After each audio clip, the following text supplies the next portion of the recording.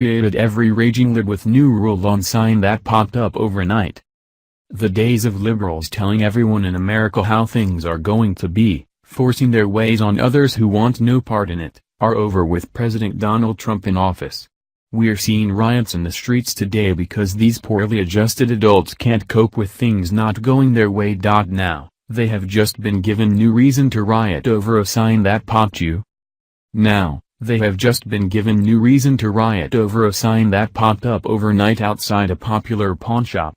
The rule stated in no uncertain terms is effective immediately and not sitting well with some people in the suburb of Lockport. Will County Loan Company and pawnbrokers are hiring as their new marquee sign recently announced. All are welcome to apply for the position so long as they fit the qualifications that the business is looking for. However, there's one specification noted on the sign for those who need not apply. Liberal sensitivities are at an all-time high right now as they are unable to take a joke, unless it's, of course, one aimed at the president or his family and threatening the lives of anyone bearing his name. Assassination jokes or trolling an 11-year-old child are all fun and games, but if anything is said about a social issue near and dear to the left, then literal hell breaks loose. Will County Loan learned that what they claimed to be satire wasn't taken so well by patrons and citizens in their town when they announced, "Help wanted, must be female from birth." It's not a lot to ask that their employees be who they were born to be, and it's the business prerogative if they don't want to hire a transgender. Whether a transgender person would apply there or not, or if liberals even frequent the shop at all, they have made Will County Loan Co.'s choice their business in leading the charge against this apparent monumental mishap. While the liberals in Lockport are losing their minds over a sign, they are completely silent about another story regarding a transgender citizen. It turns out that there is a very big reason for this. First, let's visit the upset over the sign, which WGN9 says, some call it a slur against transgender Americans, but the man responsible says there's a much less dramatic explanation. He wants people to know two things: he's not hiring, and he's not serious. The sign is, no question, satire.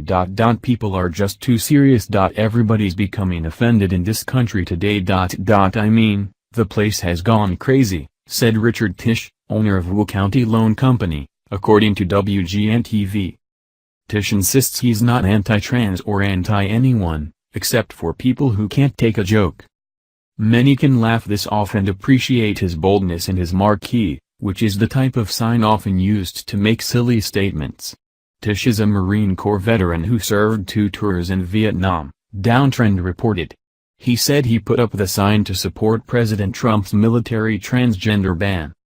While he doesn't have any issue with what other people do in their private lives, he doesn't agree that it's the U.S. government and taxpayers' responsibility to pay for it, namely, gender reassignment surgery. While Tisch's sign is funny to those not easily offended, what's not a laughing matter is another story brought to light by comparison to this one. Liberals in Lockport, Illinois are so consumed with a stupid sign as perhaps a distraction to a real crime. According to Downtrend, FL Keys News reports that 24-year-old Justin Tyler Calhoun was arrested for murdering 67-year-old Mark Brann in Key West, Florida on Monday. The two men were in a sexual relationship together. The news reports that Calhoun was a male stripper, but identifies as a woman and used female pronouns in previous arrests. The crime itself is particularly brutal. The two got into a fight because Calhoun became convinced that Brann was a cannibal.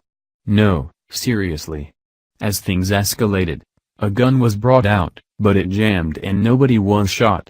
Calhoun grabbed a pen and stabbed Brann in the eyes several times, but things would get worse. Calhoun then inserted a piece of broken wood into Brann's mouth, stood up, and then stomped on the piece of wood to lodge it further down into Brann's throat, according to the arrest affidavit, which quotes Calhoun as saying she wanted to silence Brann. After that, Calhoun beat Brann in the head with a dresser drawer, killing him. Calhoun was arrested after he or she fled the house naked. It's not coincidental that this latter story never made it to the news, but the sign with a joke about transgenders did. The media has a narrative to push that transgenders are the victims, not the ones victimizing others, including those with their own sexual orientation.